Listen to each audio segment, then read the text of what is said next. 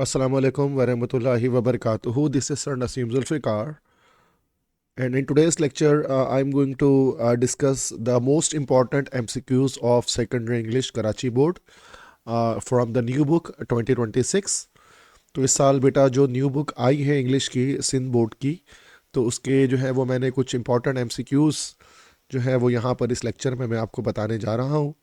तो तमाम स्टूडेंट जो सेकेंड ईयर के पेपर देंगे किसी भी फैकल्टी से, तो वो लाजमी इस लेक्चर को देखें ताकि आपको इंपॉर्टेंट MCQs का आइडिया हो सके।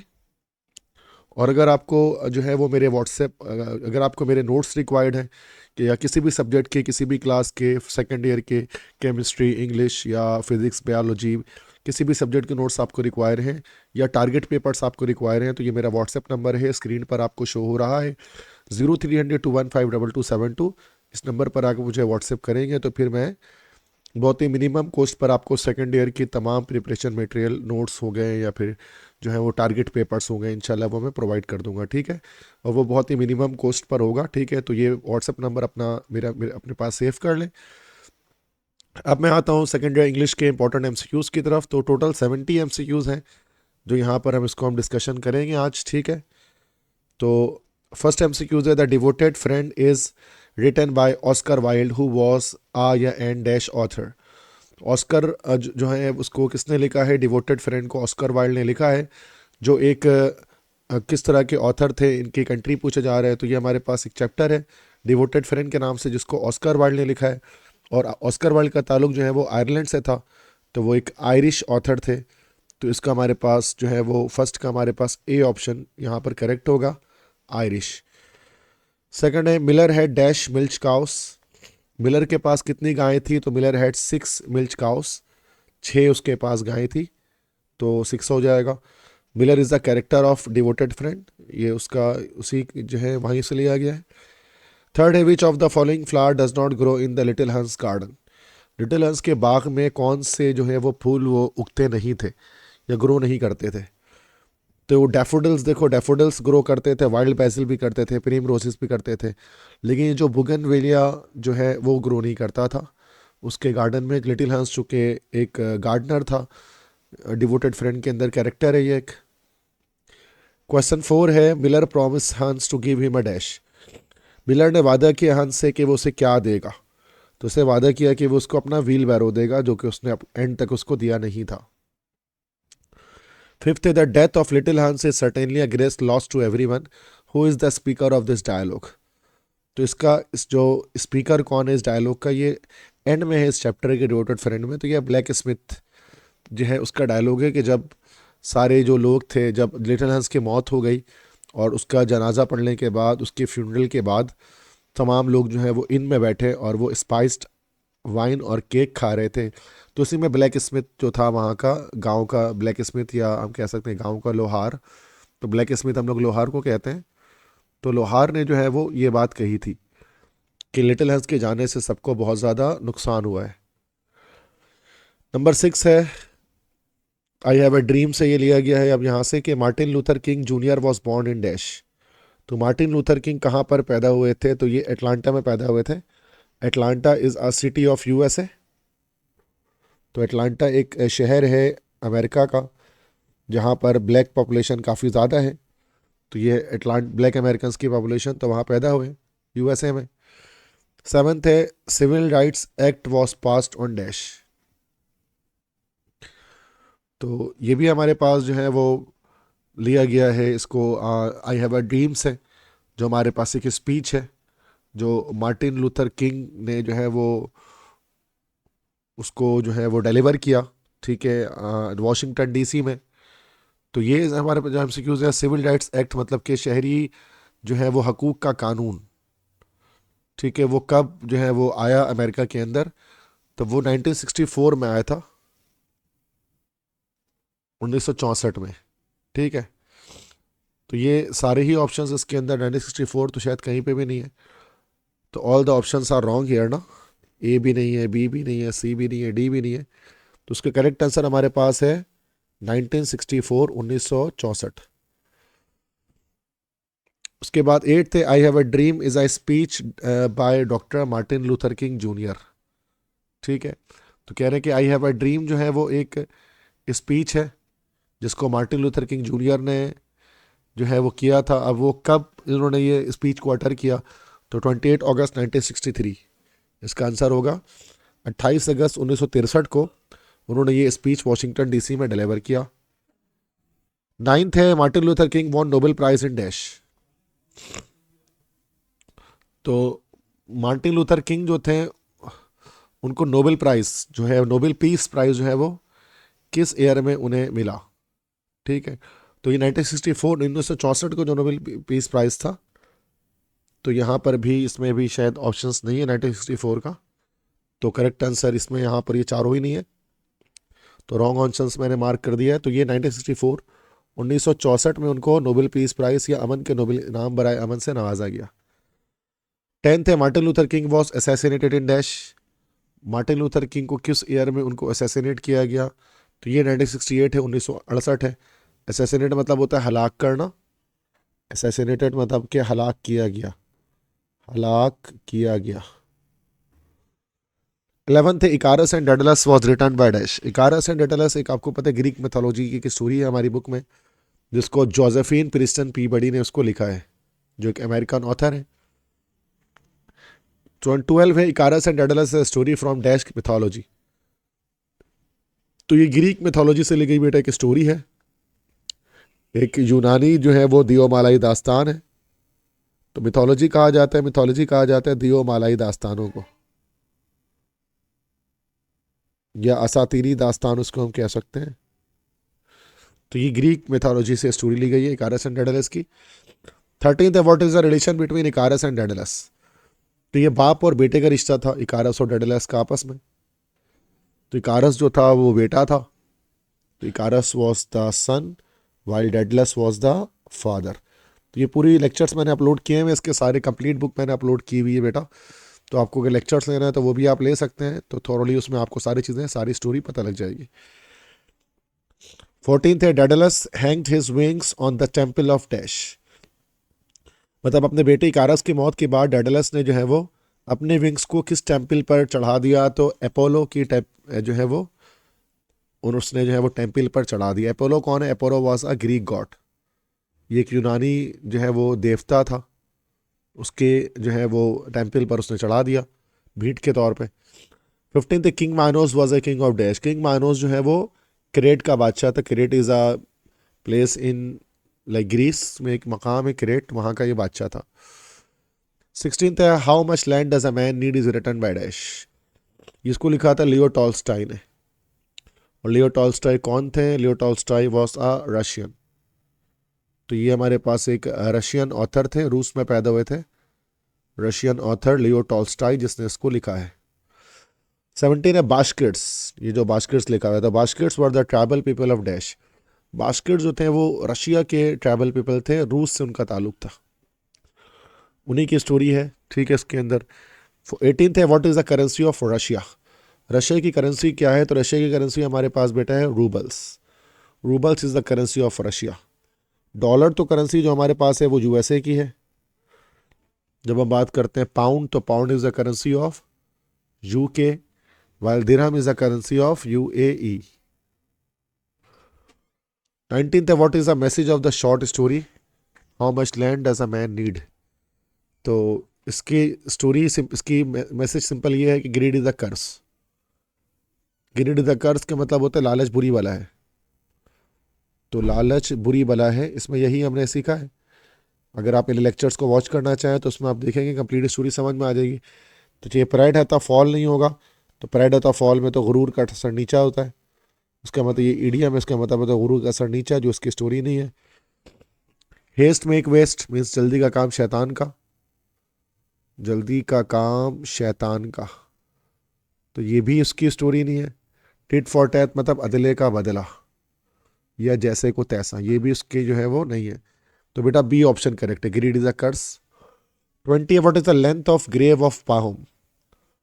पाहुम का जो है वो लेंथ उसकी ग्रेव की क्या आती है? 6 फीट, 6 फीट उसकी जो है वो कबर खोदी गई थी जब वो मर गया था एंड में स्टोरी के। Pahom is the main character, lead character of how much land does a man need. 21 the day the dam broke is written by James Thurber. Was born in dash. James सर्वर कहाँ पैदा हुए बेटा? James server पैदा हुए Columbus में। Columbus में ये पैदा हुए। Columbus is the capital city of Ohio that is present in USA. 22 है, what is the name of river in the story the day the dam broke. Day the dam broke में जो dam था वो किस दरिया के ऊपर बना था? तो स्क्योटो रिवर के ऊपर बना था। 23 है, broken dam rumour started at dash. Broken dam rumour कहाँ शुरू हुआ? हाई स्ट्रीट से स्टार्ट हुआ था ये, जो वहाँ सबसे मेन जो शाहराह थी कोलंबस सिटी की। 24 है, when did afternoon of the great run happen. तो 12 मार्च 1913 को ये हैपन हुआ था बेटा, बी ऑप्शन करेक्ट होगा।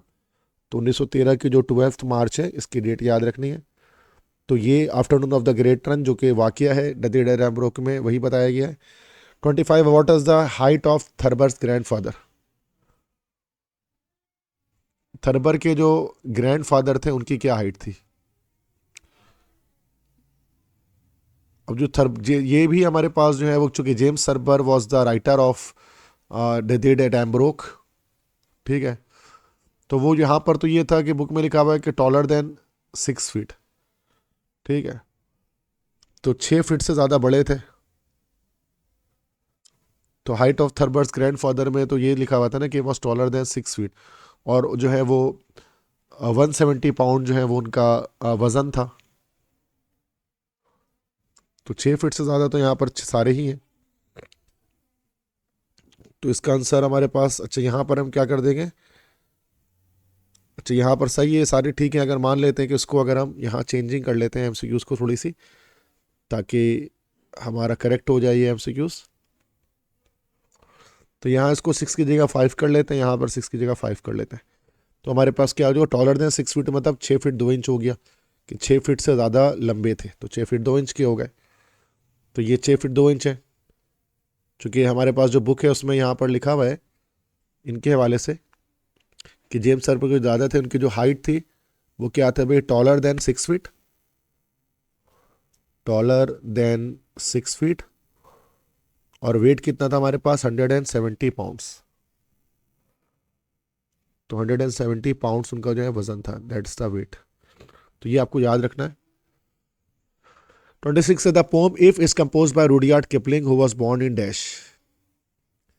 जो पोम है इफ, जिसको कंपोज किया है रुडयार्ड किपलिंग में, वो कहाँ पैदा हुए थे? ठीक है, तो रुडयार्ड किपलिंग जो है वो पैदा हुए थे बेटा ये लाइक इंडिया में पैदा हुए थे। एक ब्रिटिश शायर थे, लेकिन वो इंडिया में, इंडिया के शहर जो है वो बॉम्बे में, उस वक्त बॉम्बे कहलाता था, अब मुंबई कहते हैं, तो बॉम्बे में पैदा हुए। ठीक है, तो it was the place where Rudyard Kipling was born. 27 है, how many stanzas are there in poem if. If जो पोम है उसके अंदर हमारे पास कितने स्टैंजा हैं? ठीक है, तो स्टैंजा किसे कहा जाता है? बंद को कहा जाता है। ठीक है, तो इफ में हमारे पास 4 स्टैंजास मौजूद हैं, 4 स्टैंजास मौजूद हैं, और हर स्टैंजा हमारे पास 8 लाइन का है। ठीक है, और 8 लाइन के स्टैंजा को क्या कहा जाता है? उसे ऑक्टेव कहा जाता है। जैसे हमने एलिमेंट ऑफ पोएट्री में पढ़ा है, क्वार्ट्रेन कहा जाता है बेटा, दैट इज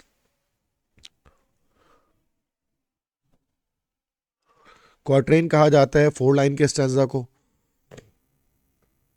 और क्विंटेन कहा जाता है 5 लाइन स्टैंजा को, सेस्टेट कहा जाता है 6 लाइन स्टैंजा को, और एक्टिव से मुराद के 8 लाइन्स के स्टैंजा है।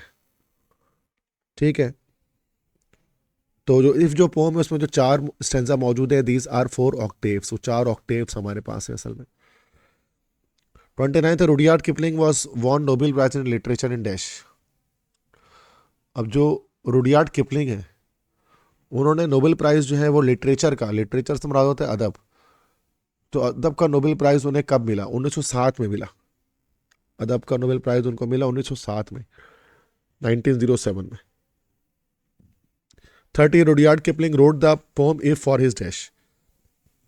रुडयार्ड किपलिंग ने ये जो नज़म लिखी इफ, वो अपने बेटे के लिए लिखी, फॉर हिज सन, उसको एडवाइस कर रहे थे वो उसमें।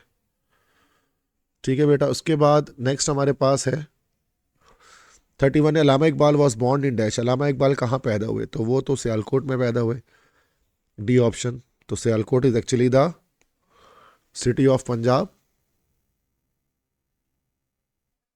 पंजाब के शहर सियालकोट में पैदा हुए। 32 Allama Iqbal is studied in dash. Allama Iqbal कहाँ पर उन्होंने तालीम हासिल की, तो यहाँ पर इसका आंसर होगा ऑल ऑफ दिस, चूँकि उन्होंने उन तमाम जगहों पर हासिल की तालीम जो यहाँ पर मेंशन किया जा रहा है। जैसे कि लाहौर में भी उन्होंने तालीम हासिल की, लाहौर से उन्होंने एमए किया, उसके बाद कैम्ब्रिज से उन्होंने क्या किया, एलएलबी किया, और म्यूनिख से उन्होंने जो है वो पीएचडी किया। Munich is the city of Germany, ये जर्मनी का एक शहर है, और कैम्ब्रिज जो था वो तो इंग्लैंड में था। ठीक है। 33 है, which of the following is not a poetic collection of Allama Iqbal. इसमें से कौन से अल्लामा इकबाल की पोएटिक कलेक्शन नहीं है, तो देखो बांगे दरा तो है, प्याम मशरिक भी है, असरार खुदी भी है। जिंदान नामा जो है ये हमारे पास, this is not the poetic collection of Allama Iqbal, but it is the poetic collection of Faiz Ahmad Faiz, तो उनकी लिखी हुई एक पोएटिक कलेक्शन है ये। 34 Allama Iqbal passed away in dash. Allama Iqbal किस ईयर उनकी डेथ हुई, तो पाकिस्तान बनने से पहले ही हो गई थी, 1938 में, 1938 में इनकी वफात हुई। 35 Allama Iqbal delivered his famous speech in 1938 dash. 1930 की जो मशहूर स्पीच थी इनकी, वो कहाँ पर उन्होंने की थी, इलाहाबाद में उन्होंने दी, जहाँ पर उन्होंने एक सेपरेट होमलैंड का तस्वुर पेश किया था for the Muslims of south Asia. 36 से William Shakespeare was born in dash. William Shakespeare कहाँ पैदा हुए, वो पैदा हुए स्ट्रेटफोर्ड ऑन एवन में, जो कि इंग्लैंड का एक हमारे पास गांव कह लें आप है। 37 which of the following play is not written by William Shakespeare. इनमें से कौन सा प्ले विलियम शेक्सपियर ने नहीं लिखा है, तो इसका ऑप्शन हो जाएगा बेटा बी, वॉर एंड पीस, जंग और अमन। तो वॉर एंड पीस जो है वो विलियम शेक्सपियर का लिखा हुआ नहीं है, ठीक है, बल्कि वॉर एंड पीस शायद जो है वो लियो टॉल्स्टाई ने लिखा है, तो लियो टॉल्स्टाई का लिखा हुआ है वॉर एंड पीस। जंग और अमन बहुत मशहूर एक ये नॉवल है। 38 William Shakespeare belong to dash era. तो विलियम शेक्सपियर का ताल्लुक था हमारे पास एलिजाबेथन एरा से, एलिजाबेथन एरा के सबसे बड़े शायर थे ये। Next what which is the, this should be is, which is the third stage of man. इंसान की थर्ड स्टेज क्या है, तो बेटा आपको पता है फर्स्ट स्टेज तो हमारे पास क्या होता है, लाइक इन्फेंट है पहली स्टेज। सेकंड स्टेज हमारे पास जो है दैट इज स्कूल बॉय, और थर्ड स्टेज जो इंसान का होता है दैट इज लवर। ठीक है। फिर फोर्थ स्टेज भी याद रख सकते हैं आप इसमें, ये 7 एजेस ऑफ मैन नज्म जो है पोम है उससे लिया गया। फोर्थ स्टेज जो है that is soldier. Fifth stage हमारे पास होता है justice. The sixth stage is old age, and the seventh stage is second childishness. तो यहां पर बेटा हमसे चूंकि कहा जा रहा है थर्ड स्टेज का, तो हमने लगा देना है यहां पर lover. Fourth the 7 ages of man is a speech taken from the play as you like it से लिया गया एक प्ले है, जो विलियम शेक्सपियर का लिखा हुआ एक प्ले था। 41 Pablo Neruda is the national poet of dash.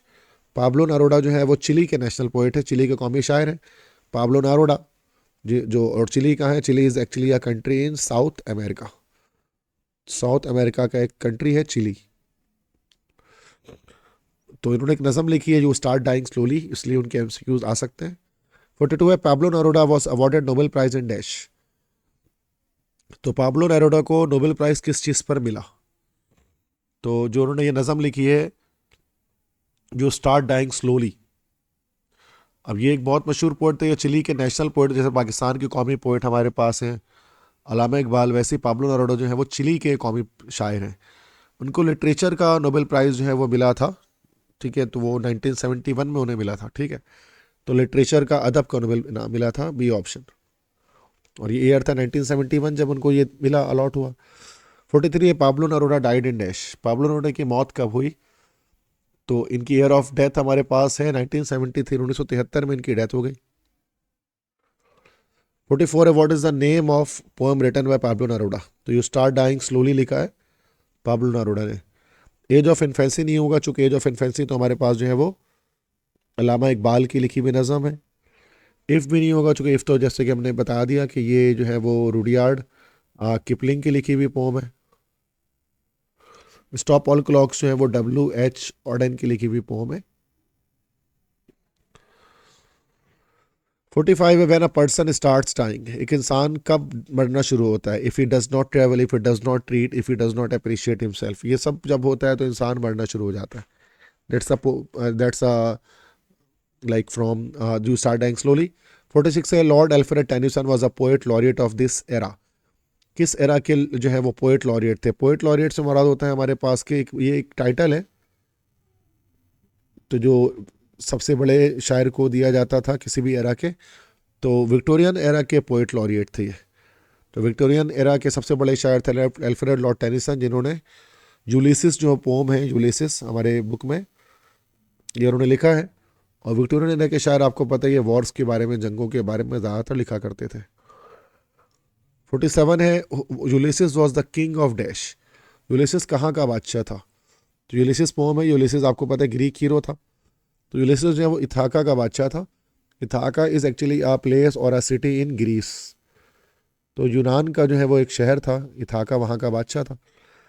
48 the pome Ulysses is आज एंड डैश, पोम यूलिसिस क्या है, this is a dramatic monologue. Dramatic monologue बेटा एक ऐसे नज़म को कहते हैं जिसमें हमारे पास कोई ना कोई स्पीच डिलीवर हो रही होती है.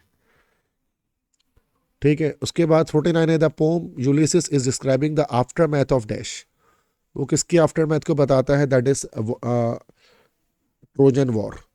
ट्रोजन वॉर जो हुआ था बिटवीन, एक जंग थी असल में ये ट्रोजन वॉर, अगर आपको ने अगर मेरे लेक्चर देखा तो आपको पता होगा, it is a war between Greeks and trojans, जो ट्रोजन्स ट्रॉय के लोग थे तो उनके बीच की जंग थी. तो that's why it is called Trojan war.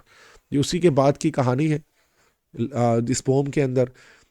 MCQ 50 है which Greek hero died in the Trojan war, Trojan war में कौन सा यूनानी हीरो मर गया. तो एक्लीस इसके अंदर जो है वो मरा था, जो एक ग्रीक हीरो था और जिसकी सारी ताकत किस में थी, उसकी हील्स में थी. 51 है the poem stop all the clocks is also called the dash, ये जो नज़म है स्टॉप ऑल द क्लॉक्स, इसको और क्या कहा जाता है, इसी को फ्यूनरल ब्लूज के नाम से भी इसको याद किया जाता है. इस नज़म को दोनों नाम इसी नज़म के हैं. 42 है stop all clocks is I and dash. तो बेटा ये एक एलिजी है. एलिजी किसे कहा जाता है, एलिजी हम कहते हैं मरसिया. तो that is actually a poem written on the death of someone, एक ऐसी नज़म जो किसी शख्स की मौत पर लिखी जाती है तो उसे कहा जाता है दैट इज कॉल्ड एलिजी. ठीक है. तो ये एक मरसिया है. 53 है how many stanzas are there in the poem stop all clocks, तो कितने स्टैंजा हैं स्टॉप ऑल क्लॉक के अंदर. जो WH ऑर्डन की लिखी हुई पोम है उसके अंदर बंद की तादाद पूछ रहे हैं कि कितनी है, 3 है, 4 है, कितने हैं. तो ये इसमें हमारे पास जो है वो 4 स्टैंजाज हैं, टोटल 4 स्टैंजा है. और 4 स्टैंजा और हर स्टैंजा 4 लाइन का है. तो 54 ये है कि quatrain is stanza made up of dash lines, तो it is made up of 4 lines. ठीक है. 4 लाइंस के स्टैंजा को कहा जाता है. 55 है stop all clocks is written by WH Auden on the death of his dash, तो अपने दोस्त की मौत पर उन्होंने ये नज़म जो है वो लिखी है. WH ऑर्डन ने अपने फ्रेंड की जो है वो मौत पर इसने उसको लिखा है. ठीक है. WH ऑर्डन की तरफ से ये पोइट्री, अगर आप इसकी डिटेल में जाएँ, रिसर्च में जाएँ, तो WH के ये फ्रेंड भी थे. फ्रेंड के अलावा इसको पार्टनर भी कह सकते हैं, दैट इज़ पार्टनर. पार्टनर भी, तो पार्टनर भी कैसे थे कि he was a male partner of WH Auden. तो अगर आप थोड़ी सी रिसर्च अगर इनके बारे में करें तो WH Auden was not a straight person actually, तो ही वॉज एक्चुअली होमोसेक्सुअल. वो चूँकि होमोसेक्सुअल थे, दैट्स वाई उनका एक मेल पार्टनर था जिसकी मौत पर उन्होंने जो उसको लिखा है स्टॉप ऑल क्लॉक्स. तो ये एक चीज़ है, एक बात है जो मैं बता रहा हूँ आपको सज़म के बारे में, उनकी होमोसेक्सुअलिटी पर WH ऑर्डन की. तो 56 है ससी लिव्ड इन डैश, ससी, अच्छा ये सूट ससी से जो है लिखा गया है. तो ससी कहाँ रहती थी, तो ससी रहती थी भंबूर में. Bhambore is actually the historical city of Sindh, Sindh का शहर है. तो ये सूर ससी से लिया गया है जो लास्ट पोम हमारे पास है. 57 है Sassi was the daughter of आय एंड डैश, ससी किसकी जो है वो बेटी थी, वो एक गरीब इंसान की बेटी थी, एक वॉशरमैन की. वॉशरमैन होते हैं बेटा धोबी, तो वो एक धोबी की जो है वो बेटी थी. 58 prince Punhun was the son of the ruler of dash, तो वो केच मकरान जो था उसका बेटा था, प्रिंस पन्हू या पन्हू शहजादा. 59 है Sur Sassi was translated to English by dash. Sur Sassi को इंग्लिश में ट्रांसलेट किसने किया? तो प्रोफेसर अमीना खमीसानी ने किया। फर्स्ट टाइम में जो सुर काहुड़ी नज़म थी उसको भी उन्होंने ही ट्रांसलेट किया था। 60 है Shah Abdul Latif was born in dash. Shah Abdul Latif कहाँ पर पैदा हुए? तो वो जो है वो हाला हवेली सखर लड़काना हैदराबाद, हाला हवेली में पैदा हुए। तो हाला हवेली में इनकी पैदाइश हुई शाह अब्दुल लतीफ़ की। उसके बाद 61 है ग्रेट एक्सपेक्टेशंस। अब ये नॉवेल के क्वेश्चन से स्टार्ट हो रहे हैं। ग्रेट एक्सपेक्टेशंस को किसने लिखा? तो ग्रेट एक्सपेक्टेशंस को चार्ल्स डिकेंस ने लिखा। ठीक है, आप जानते हैं Charles Dickens was a British novelist. तो चार्ल्स डिकेंस जो थे वो एक इंग्लिश नॉवेलिस्ट थे या ब्रिटिश नॉवेलिस्ट थे और काफ़ी मशहूर हैं, तो उनकी नॉवेल हमारे पास रखी गई है। 62 है who was the biological mother of Estella. Estella की जो बायोलॉजिकल मदर थी वो मॉली थी, मिस हैवी शाम नहीं थी। 63 है who is the protagonist of the novel Great Expectation. तो प्रोटागोनिस्ट हम लोग कहते हैं हीरो को, तो ग्रेट एक्सपेक्टेशन जो नॉवेल है उसका हीरो कौन है? तो द हीरो इज़ एक्चुअली पेप। पेप जो है वो उसका हीरो है। और पेप जिसको हम फुली उसका जो नाम था वो था असल में फिलिप पिरिप, फिलिप पिरिप, लेकिन हम उसको शॉर्ट में पिप कहा जाता था क्योंकि वो थोड़ा सा बोल नहीं पाता ठीक तरह से, तो अपना नाम वो पिप बताता था। 64 the novel started in which city of England. तो नॉवेल जो शुरू हुआ सीन नंबर 1 को इंग्लैंड के कौन से शहर में था? तो कैंट में था, कैंट से स्टार्ट हुआ। 65 में मिस्टर जैगर्स वॉस आज एंड डैश। वो एक वकील थे, एक लॉयर थे, मिस्टर जैगर्स। तो ये कंप्लीट स्टोरी मैंने अपलोड की हुई है बेटा, आप वहाँ से रीड कर सकते हैं। 66 है satis house was a residence of dash. Satis house किसका रेजिडेंस था? वो मिस शाम का रेजिडेंस था, वहाँ वो रहती थी।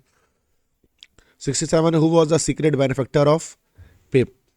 बेनिफैक्टर का मतलब होता है फ़ायदा पहुँचाने वाला या फ़ायदा देने वाला या पैसे देने वाला। तो बेनिफैक्टर कौन था सीक्रेट पिप का? तो वो एबेल मैकविच था। एबेल मैकविच भी कह सकते हैं उसको हम। और इसी का जो ये दूसरा नाम हमारे पास क्या था? प्रोविस, प्रोविस भी कहा जा सकता है। ठीक है, दोनों ही उसके नाम थे। 68 है how many parts are there in the novel Great Expectation. तो उसमें सिर्फ 3 पार्ट है। 69 who was a student of Matthew Pocket. Startop Pip Bentley Drummle, ये सारे ही मैथ्यू पॉकेट के स्टूडेंट्स में से थे। लास्ट टाइम सिक्यूज है what was the name of prison ship. जो प्रिजन शिप थी उसको क्या नाम था? उसका नाम था द हल्क्स। तो द हल्क्स जो थी वो प्रिजन शिप थी जो क्या करती थी, जो जितने भी हमारे पास जो प्रिजनर्स थे उसको वो यूके से लेकर ऑस्ट्रेलिया लाकर लेके जाकर बसाती थी। चूँकि ऑस्ट्रेलिया जो था वो एक तरह से प्रिजन ही था यूके का। यूके के जब सारे जेल भर गए थे तो फिर द हल्क्स नामी शिप्स में डालकर उनको ऑस्ट्रेलिया पहुंचाया जाता था।